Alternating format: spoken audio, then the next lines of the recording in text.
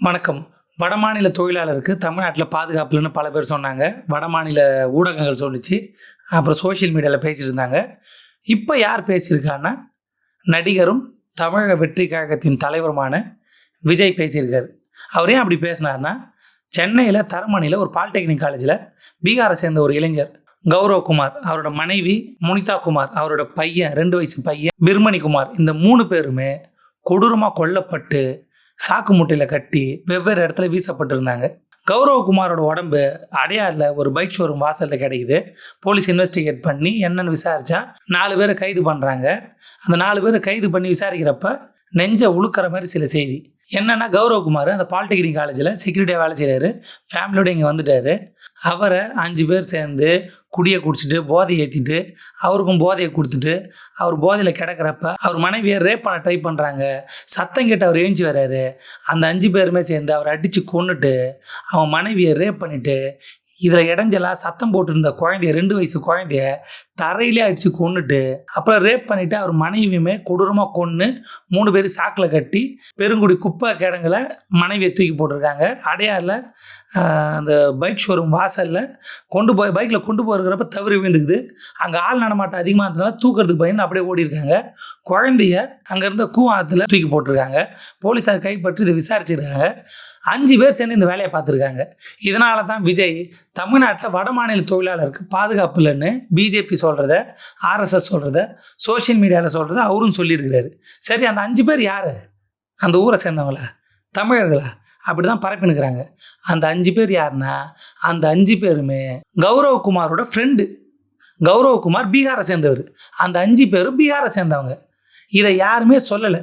பீகாரை சேர்ந்த கௌரவகுமாரோட ஃப்ரெண்ட்ஸுங்க 5 பேர் பீகாரை சேர்ந்தவங்க நைட்டு குடிச்சிட்டு தன்னோட ஃப்ரெண்டோட மனைவியை ரேப் பண்ண ட்ரை பண்ணுறாங்க. இதை கேட்க வந்த தான் ஃப்ரெண்டே அடித்து கொள்கிறாங்க.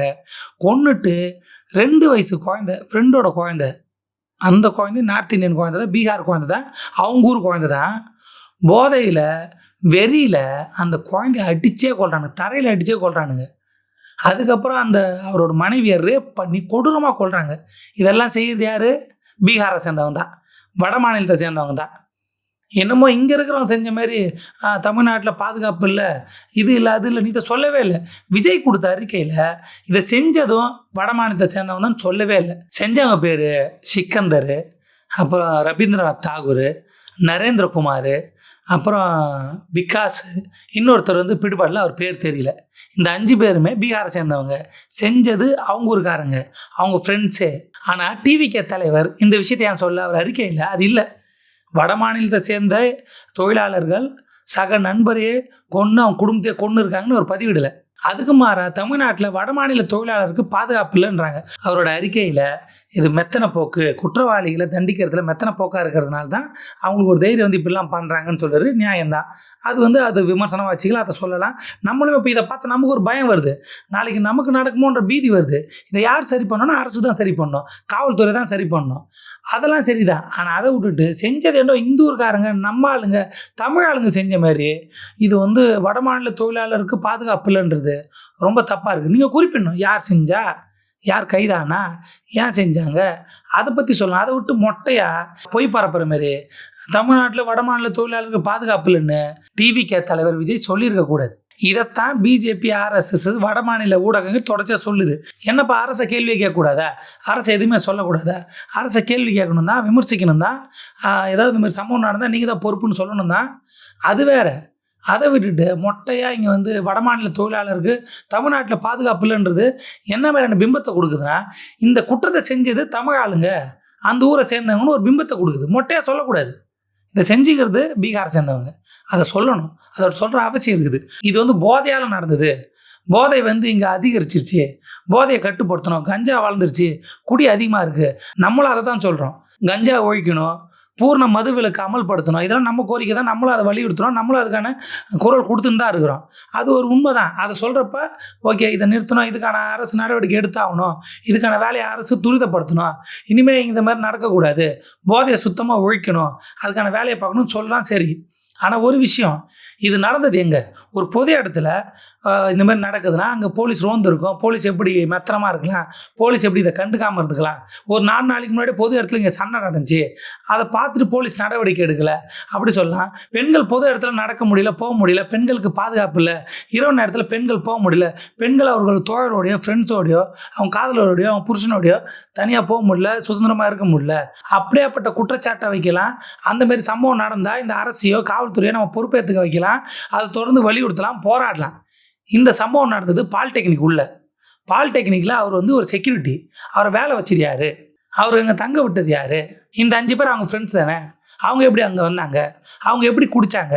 சரக்கு அவங்ககிட்ட எப்படி வந்துச்சு? கஞ்சாவோ அவங்ககிட்ட எப்படி வந்துச்சு? இதை பார்க்க வேண்டியது அந்த பாலிடெக்னிக் நிர்வாகம் தானே. அங்கே இருக்கிற செக்யூரிட்டி தானே. செக்யூரிட்டியே இவர் தான். இவரே குடிச்சிருக்காரு, அவங்க ஃப்ரெண்ட்ஸும் குடிச்சிருக்காங்க. அப்போ வடமாநில தொழிலாளர் வராங்க, அவங்கள வேலைக்கு வைக்கிறாங்க. அவங்க குற்ற பின்னணி என்ன? அதை விசாரிக்கிறாங்களா? அவங்க எப்படியாப்பட்டவங்க? அவங்கள இங்கே வேலைக்கு வைக்கலாமா? வேலைக்கு வைக்கக்கூடாதா? அவங்களோட பின்னணி என்ன? இதெல்லாம் வேலை வைக்கிறவங்க விசாரிக்கணும். இது பாலிடெக்னிக் உள்ளே நடக்குது. இங்கே உள்ளே பூந்து இது நடக்குமா நடக்காதான்னு தெரியுது. ஏன்னா சுற்றி எல்லாம் வடமாநில தொழிலாளர் வேலை செஞ்சுருக்கிறாங்க. எல்லாரையும் பார்க்க முடியாது. இப்போ ஒரு வீட்டில் திருட்டு நடக்குது.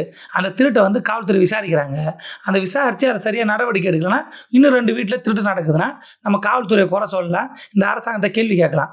ஒரு ஊரில் ரவுடிசம் அதிகமாகிடுச்சு, தொடர்ச்சியாக பொது இடத்துல கொலை நடந்துருக்குது.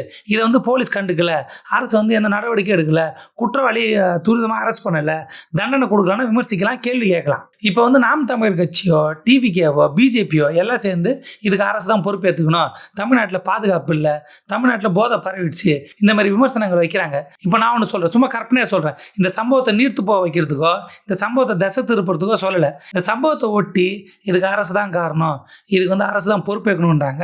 அதுக்கு நான் ஒரு கேள்வி கேட்குறேன். என்னென்னா, இப்போ உதாரணத்துக்கு ஒரு கற்பனையாக சீமான் வீட்டில் ஒரு டிரைவர் இருக்காருன்னு வச்சுப்போம். அவர் ரொம்ப நாளாக வேலை செய்கிறார். திடீர்னு அவர் என்ன பண்ணுறாரு, அந்த வீட்டில் ஏதோ ஒரு தப்பு பண்ணிடுறாரு. இப்போ அவர் அரெஸ்ட் பண்ணுறாங்க, ஜெயிலில் போடுறாங்க. இதுக்கு அரசு தான் பொறுப்பேற்கணுமா?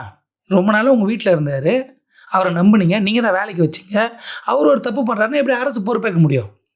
அப்போ ஒவ்வொரு வீட்லேயும், இப்போ உதாரணத்துக்கு பக்கத்து வீட்லையோ, எங்கள் வீட்லையோ, எங்கள் வீட்லையோ எங்கள் அப்பாவுக்கு எங்கள் அம்மாவுக்கு சண்டை வருது. சண்டையில் ஏதோ நடந்து போகுது. அப்போ அதுக்கு அரசு பொறுப்பேற்க முடியுமா? தொடர்ச்சியாக இந்தமாரி குற்றங்கள் நடந்துட்டுருக்கு அப்படின்னு சொல்ல முடியுமா? ஊருக்கு ஊர் பிரச்சனை நடந்துகிட்டே இருக்குது, ஊருக்கு ஊர் கொலை நடந்துகிட்டே இருக்குது, வீட்டில் நடக்குது. அதுக்கு பொறுப்பேற்க முடியுமா? அதுக்கு சொல்ல முடியுமா? அப்போ ஒரு பாலிடெக்னிக்கில் ஒரு வடமாநில தொழிலாளரை வேலைக்கு வைக்கிறாங்க. வேலைக்கு வைக்கிறவங்க விசாரிச்சிருக்கணும். விசாரித்து அந்த இடத்துல குடிக்கக்கூடாதுன்னு அவங்க சொல்லியிருக்கணும். அவங்க யாருன்னு அவங்க பின்புலத்தை விசாரிச்சிருக்கணும். இதெல்லாம் அவங்க விசாரிக்கல, வேலைக்கு வச்சது அவங்க. இப்போ ஒரு பொது இடத்துல இது நடக்குது, ஒரு ரோட்டில் நடக்குது, ஒரு கொலை நடக்குது, போலீஸ் ரோந்து போகலன்னு கேள்வி கேட்கலாம். இப்போ பொது இடத்துல இந்தமாரி சம்பவம் தொடர்ச்சியாக நடக்குது, திருட்டு நடக்குது, கொலை நடக்குது, வழிப்பறி நடக்குது, போலீஸ் நடவடிக்கை எடுக்கலாம், கேள்வி கேட்கலாம், அரசாங்கத்தை விமர்சிக்கலாம், பாதுகாப்பு இல்லைன்னு சொல்லலாம். இப்போ உதாரணத்துக்கு குஜராத்தில் ஒரு பொண்ணை கற்பழித்து அவள் வயிற்றில் இருக்கிற குழந்தைய கையை விட்டு எடுத்து கொலை பண்ணி, அதுக்கப்புறம் அவங்க ஜெயிலுக்கு போய், அப்புறம் அவங்க நன்னடத்தைக்காரமாக அவங்கள ஒருத்தர் ரிலீஸ் பண்ணுறாங்க. ரிலீஸ் ஆகி வர்றவங்களுக்கு மாலை போட்டு வரவேற்கிறாங்க. இப்போ அந்தமாரி கொடூரமான சம்பவத்தை பண்ணவங்கள ரிலீஸ் பண்ணி மாலை போட்டு வரவேற்றா கேட்கலாம். இல்லை அந்தமாரி சம்பவத்தை பண்ணவங்கள அரெஸ்டே பண்ணலை, அவங்கள எதுவுமே பண்ணலை. இப்போ விஜய் ஒன்று சொல்லியிருக்கிறாரு அந்த அறிக்கையில், அரசோட மெத்தனை போக்கு தான் குற்றவாளிக்கு தைரியம் கொடுக்குது, அதனால தான் அவங்க தொடர்ச்சியாக இதை பண்ணுறாங்கன்னு சொல்கிறாரு. கரெக்டு தான். 41 பேர் இறந்தப்ப அரசு இமிடியேட்டாக இவங்களை அரெஸ்ட் பண்ணியிருக்கணும், பண்ணலை. அந்த விஷயத்தில் நான் விஜயோட ஒத்துப்போகிறேன். 41 பேர் இறந்தாங்கல்ல கரூரில், இமிடியேட்டாக ஆக்ஷன் எடுத்திருந்தா இந்த குற்றவாளிக்கு தைரியம் வந்திருக்குமா? 41 பேர் இறந்துமே யாருமே அரெஸ்ட் பண்ணலை, எதுவுமே நடக்கலைன்னு மெத்தனை போக்காயிடுச்சு. அப்போ அரெஸ்ட் பண்ணியிருந்தாங்கன்னா குற்றவாளிக்கு பயம் வந்திருக்கும், கண்டிப்பாக பயம் வந்திருக்கும். தொடர்ச்சியாக இங்கே பாலியல் வன்புணர்வு நடந்துகிட்டே இருக்குது. அப்போ நீங்கள் என்ன பண்ணணும்? அரெஸ்ட் பண்ணணும். யார் அரெஸ்ட் பண்ணணும்? நாம் தமிழர் கட்சி தலைமை ஒருங்கிணைப்பாளர் சீமான் மேலே ஒரு நடிகை புகார் கொடுத்துனே இருந்தாங்க. அவர் எப்போ அரெஸ்ட் பண்ணீங்க? பொதுவெளியில் அவர் மனைவியை வச்சுக்கிட்டு அவங்க மனைவி சொன்னதா போய் இந்த பொண்ணா கிடச்சிது அப்படின்னு பொதுவெளியில் பேசுகிறார். அவரை எதுவுமே பண்ணலை. அப்போ நாம் தமிழர் கட்சியை சேர்ந்த சாட்ட துறைமுறை நீங்கள் போதை அதிகரிச்சிருச்சு, குடி அதிகரிச்சிருச்சு, கஞ்சா அதிகரிச்சுன்றாங்க. அப்போ மேடையில் அதை ஊக்குவிக்கிறோன்னா நீங்கள் அரெஸ்ட் பண்ணணும். ஏன் அரெஸ்ட் பண்ணல? சீமான் மேடையில் கல் குடிங்க, நிறையா குடிங்க, எவ்வளோ வேணால் குடிங்க அப்படின்னு சொல்லி போதையை ப்ரமோட் பண்ணுறாரு. ஒரு மனுஷன், ஒரு அரசியல்வாதி, நாளைக்கு நான் சிஎம் ஆக போகிறேன், நான் ஆட்சியை பிடிக்க போகிறேன்னு சொல்கிறவன் போதையை ப்ரமோட் பண்ணுறான். அந்த கட்சிக்காரன் இங்கே போதை அதிகமாகிடுச்சுன்றான்.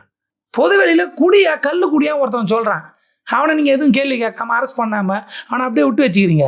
41 பேர் இறந்தப்ப இப்போ அறிக்கை விட்டுருக்காருல, அவரை ஃப்ரீயாக விட்டீங்க. 41 பேர் இறந்ததுக்கு உங்கள் கூட்டத்தில் இருந்து இவன்கிட்ட அரெஸ்ட் பண்ணிடணும். அப்போ தான் குற்றவாளிக்கு பயம் வந்திருக்கும். நீங்கள் அதை பண்ணலையே. காலங்காலமாக தொடர்ச்சியாக இந்த மாதிரி சம்பவம் நடந்துகிட்டே தான் இருக்குது. இதுக்கு முன்னாடி செய்தியில் இது ஒரு ஸ்பெஷல் ஷோவாக போடுவாங்க. க்ரைம் டைம், நடந்தது என்ன, இந்த டைம் அந்த டைம்னு போடுவாங்க. அப்போ யாருமே இதுக்கு அரசு தான் பொறுப்பு, இதுக்கு அரசு பொறுப்பேற்கணும், இங்கே சட்டம் ஒழுங்கு சரியில்லைன்னு எந்த நியூஸ் சேனல்லையுமே எந்த சொல்லி கேள்விப்படல. சமீபமாக தான் அதை சொல்லிகிட்டே இருக்காங்க தொடர்ச்சியாக. இதுக்கு முன்னாடிலாம் ஏன் சொல்ல, இப்போ ஏன் சொல்கிறாங்க? இப்போ யார் இதை கிளப்பி விட்றா? இப்போ கொலை பண்ண 5 பேருமே பீகாரை சேர்ந்தவங்க. ஏன் அவங்க பிளான் பண்ணி கொண்டு இருக்கக்கூடாது? தமிழ்நாட்டில் வடமாநில தொழிலாளருக்கு இங்கே பாதுகாப்பு இல்லைன்னு ஒரு பொய்யை பரப்பி விட்டுனுக்குறாங்க. இதுக்கு பின்னாடி ஒரு திட்டம் ஏன் இருக்கக்கூடாது? ஒரு குடும்பத்தையே கொண்டு இருக்கிறானுங்க 5 பேர் சேர்ந்து. 2 வயசு குழந்தைய கொண்டு இருக்கிறானுங்க, கொடூரமாக கொண்டு இருக்கிறானுங்க, அதே ஊரை சேர்ந்தவனுங்க. அப்போ இது இன்னும் விசாரிக்கணும்ல, இதுக்கு பின்னாடி ஏதாவது சதி திட்டம் இருக்குதான்னு யோசிக்கணும்ல. ஏதோ தமிழ்நாட்டை சேர்ந்தவங்க பண்ண மாதிரி மொட்டையாக வடமாநில தொழிலாளருக்கு இங்கே பாதுகாப்பு இல்லைன்னு விஜய் ஒரு அறிக்கை விட்டுருக்காரு. 41 பேர் இறந்தப்போ 1 மாதம் காணாமல் போனவர். இன்னப்போ அரசு எதுவுமே சொல்லக்கூடாதா? கண்டிப்பாக சொல்லணும். போதையை ஒழிக்கணும், பூரண மதுவிலக்கு அமல்படுத்தணும், கஞ்சாவை கண்டிப்பாக ஒழிக்கணும், குற்றவாளிக்கு கடுமையாக தண்டனை கொடுக்கணும், உடனடியாக அரெஸ்ட் பண்ணணும், உடனடியாக ஆக்ஷன் எடுக்கணும். அதை சொல்லிட்டு தான் இருக்கிறோம். பெண்களுக்கு பாதுகாப்பு இல்லை, பாதுகாப்பை அதிகப்படுத்தணும். இனிமேல் யாருமே தப்பு பண்ணாத அளவுக்கு இந்த தண்டனை கொடுக்கணும், குற்றவாளிக்கு பயம் வரணும். அதுக்கான வேலை இந்த அரசோ காவல்துறை பண்ணி தான் ஆகணும். அந்த கேள்வி வைக்கலாம், அந்த விமர்சனத்தை வைக்கலாம், அப்படியேப்பட்ட ஒரு பிரச்சாரத்தை ஆரம்பிக்கலாம். அதை விட்டுட்டு வடமாநில தொழிலாளருக்கு இங்கே பாதுகாப்பு இல்லை, இங்கே யாருக்குமே பாதுகாப்பு இல்லைன்றது, அது இந்த சம்பவத்தை வச்சு சொல்கிறது எப்படி ஏற்றுக்க முடியும்? செஞ்சது பீகாரை சேர்ந்தவங்க, செத்தது பீகார் சேர்ந்தவர், நடக்கிறது பாலிடெக்னிக் காலேஜ் உள்ள ஃபேமிலியோடு வந்துருக்குறாரு. எல்லாம் வடமாநில தொழிலாளர்கள். அப்போ இவங்களை வர்றாங்களே, இவங்களை ஒழுங்குபடுத்தணும். வேலைக்கு வைக்கிறவங்க அவங்களோட குற்ற பின்னணி விசாரிக்கணும், அவங்க யாருன்னு தெளிவுபடுத்தணும். இங்கே வந்தால் குடிக்கக்கூடாதுன்னு சொல்லணும். அது வேலைக்கு வைக்கணும் தான் சொல்லணும். இப்போ ஒரு வீடு கட்டுறாங்க, அங்கே வீடு கட்டுறதுக்கு கொத்தனார் வேலைக்கு வராங்க, அவங்ககிட்ட அவங்க தான் சொல்லணும். ரோடு போட வராங்க, அவங்ககிட்ட அவங்க தான் சொல்லணும். கேன்டீனில் வேலை செய்கிறாங்க, கேன்டீன் ஓனர் தான் சொல்லணும். குடிக்கக்கூடாதுன்னு சொல்லணும், ஸ்ட்ரிக்டாக சொல்லணும். குற்ற பின்னணி விசாரிக்கணும், அவங்கள பற்றி டீட்டெயில் வாங்கி வைக்கணும். செக்யூரிட்டி வேலையில் இருந்துக்கின்னு குடிச்சிருக்கிறாங்க, போதையை போட்டு கொண்டு இருக்கிறாங்க, போதை பழக்கம் இல்லாதனா போட்டு வேலைக்கு வைக்கணும். அதில் அவங்க தானே செய்யணும். ஒரு அசம்பாவிதம் நடக்கிறதுக்கு முன்னாடி தடுக்கிறது போலீஸோட வேலை, இந்த அரசோட வேலை. உண்மைதான். அந்த அசம்பாவிதம் என்ன? ஒரு திருட்டு நடக்காமல் எல்லா இடத்துலையும் சிசிடிவி கேமரா வச்சுருக்காங்க. அது முன்கூட்டியே செய்கிற வேலை. இப்போ ஒரு கொலை நடக்காமல், ஒரு ஏரியாவில் பிரச்சனை நடக்காமல், ஒரு கலவரம் நடக்காமல், அந்த மாதிரி விஷயத்துக்கான முன்கூட்டியே வேலை செய்கிறாங்களா? செய்யணும். அதை செய்யலைன்னா கேட்கலாம். இப்போ ஒரு இடத்துல தொடர்ச்சியாக வழிப்பறி நடக்குது, தொடர்ச்சியாக ரவுடிஸ் அதிகமாக இருக்குது, மக்கள் நடமாட முடியல, அதுக்கு முன்கூட்டியே வேலை செஞ்சு முன்கூட்டியே குற்றவாளி அரெஸ்ட் பண்ணி அங்கே சிசிடிவி கேமரா வச்சு போலீஸ் ரோந்து அதிகப்படுத்தி அங்கே காவலை அதிகப்படுத்தலாம். அந்த மாதிரி வேலையை இந்த அரசாங்கம் செய்யலை, காவல்துறை செய்யலைன்னா விமர்சிக்கலாம். இப்போ ரோடு சரியில்லாதனால ஆக்சிடென்ட் நடக்குது. அந்த ஆக்சிடென்ட் காரணம் அரசு ஒழுங்காக ரோடு போடலன்னு சொல்லலாம்.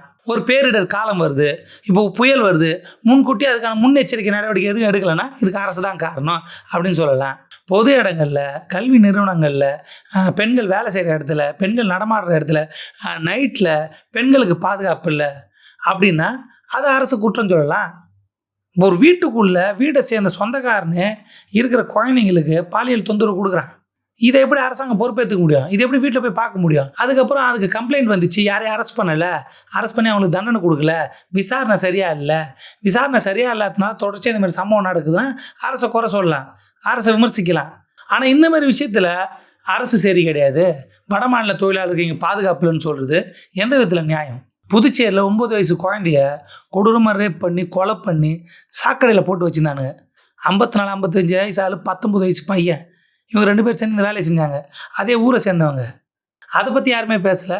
அங்கே ஆட்சியில் இருக்கிறது யாரோட ஆட்சியில் அது நடந்துச்சு? ஏன் குழந்தைக்கு அப்படி ஆகிறதுக்கு முன்னாடி போய் யாரும் தடுக்கலை? ஏன் தடுக்கலாம்? ஊருக்காரன் அவன் இதுக்கு 54 வயசு தாத்தான்னு கூட்டிச்சு, அந்த ஆள் 19 வயசு பையன் அண்ணன்னு கூட்டிச்சு. அந்த குழந்தைய பார்க்காம காம வெறியில் இப்படி ஒரு கொடூரத்தை பண்ணியிருக்கானுங்க. பண்ணணும், அரெஸ்ட் பண்ணாங்களா, தண்டனை கொடுத்தாங்களா, உடனே நடவடிக்கை எடுத்தாங்களா? அதை கேட்கணும். அந்த சம்பவத்துக்கு அப்புறம் பாதுகாப்பு அதிகரிச்சாங்களா? அந்த சம்பவத்துக்கு அப்புறம் அந்த க்ரைம் ரேட் கம்மியாச்சா? போலீஸ் வேலையை நல்லா செஞ்சாங்களா? அந்த அரசு நடவடிக்கை எடுத்துச்சா? அந்த மாதிரி கேள்வியை தான் கேட்கலாம். அதை விட்டுட்டு எது நடந்தாலும் எது பண்ணாலும் இதுக்கெல்லாம் காரணம் இந்த அரசு தானே. எப்படி ஒவ்வொரு வீட்டுக்குள்ளேயும் போய் காவல்துறை கவனிக்க முடியும்? எப்படி ஒரு அரசு வீட்டுக்குள்ளே போக முடியும்? இப்போ ஒரு சம்பவம் நடக்குது, ஒரு கம்ப்ளைண்ட் ஆகுது, போலீஸ் அதை கண்டுக்கல, மறுபடியும் கம்ப்ளைண்ட் ஆகுது, அப்பயும் போலீஸ் கண்டுக்கல, அதுக்கப்புறம் ஏதாவது அசம்பாவிதம் நடந்துச்சுன்னா போலீஸ் மேலே குறை சொல்லலாம், இந்த அரசை குறை சொல்லலாம், நடவடிக்கை எடுக்கல, இவ்வளோ அலட்சியமாக இருக்கிறான்னு பேசலாம். இது பீகார்லேருந்து வராங்க, வந்து ஒரு 3 நாளே அவங்க 5 பேர் அவன் ஃப்ரெண்டே சேர்ந்து பீகாரை சேர்ந்து கொலை பண்ணுறானுங்க. இதை வந்து ஒரு காவல்துறையை ஒரு ஒரு அரசையை எப்படி குறை சொல்ல முடியும்? இதுக்கெல்லாம் காரணம் இந்த அரசு தான். தமிழ்நாட்டில் வடமாநிலத்தோட சேஃப்டி இல்லைன்னு இந்த பொய்யை பரப்புகிற வேலையை எப்படி பொறுத்துனுக்க முடியும்? காவல்துறை அரசோ சரியில்லைன்னா கேள்வி கேட்கலாம், விமர்சனம் வைக்கலாம். ஆனால் தனிநபர் குற்றத்தில் எடுத்து காவல்துறை மேலேயோ அரசு மேலேயோ பழி போடுறது சமீபமாக தான் நடந்துனுக்குது. இதுக்கு முன்னாடி நடந்துச்சு. இதுக்கு முன்னாடி நடக்கிறப்பல யாரும் இப்படி சொல்லல. பேப்பரில் நம்ம படிப்போம். படிக்கிறப்ப பேப்பரில் இதுக்கெல்லாம் காரணம் அரசு தான், அரசு வந்து நடவடிக்கை எடுக்கல, காவல்துறை தான் காரணம் எதுவும் சொல்ல. அந்த குற்றம் நடந்துச்சுன்னா போலீஸார் வழக்கு பதிவு பண்ணாங்களா, ஆக்ஷன் எடுத்தாங்களா, அரெஸ்ட் பண்ணாங்களா, தண்டனை வாங்கி கொடுத்தாங்களா, சரியாக விசாரிச்சாங்களா, இப்படியாப்பட்ட பேச்சுகள் தான் பேப்பரில் இருக்கும், நியூஸில் இருக்கும். அவங்க வந்து சரியாக பண்ண அவங்கள பாராட்டுவாங்க, தப்பாக பண்ண அவங்கள விமர்சிப்பாங்க. அதுக்கப்புறம் விமர்சனங்கள் அடுத்த கட்டத்துக்கு போவோம். ஆனால் இப்போ எங்கேயோ ஏதோ ஒன்று நடந்தால் உடனே அரசு சரியில்லை, காவல்துறை சரியில்லை, தொடர்ச்சி RSS, பிஜேபி, வடமாநில ஊடகங்கள் ஒரு வதந்தியை ஒரு பொய்யை பரப்பினுக்கிறாங்க. அதே தான் இப்போ விஜயம் பண்ணுகிறாரு. ஏன்னா அவர்கிட்ட சொல்லியிருக்காங்க, செஞ்சுருக்கிறாரு. அரசு அட்மினிஸ்ட்ரேஷன்லையோ சரியான தப்பு பண்ண சுட்டி காட்டி விமர்சனம் பண்ணி அது மூலிமா பிரச்சாரம் பண்ணுறது வேறு.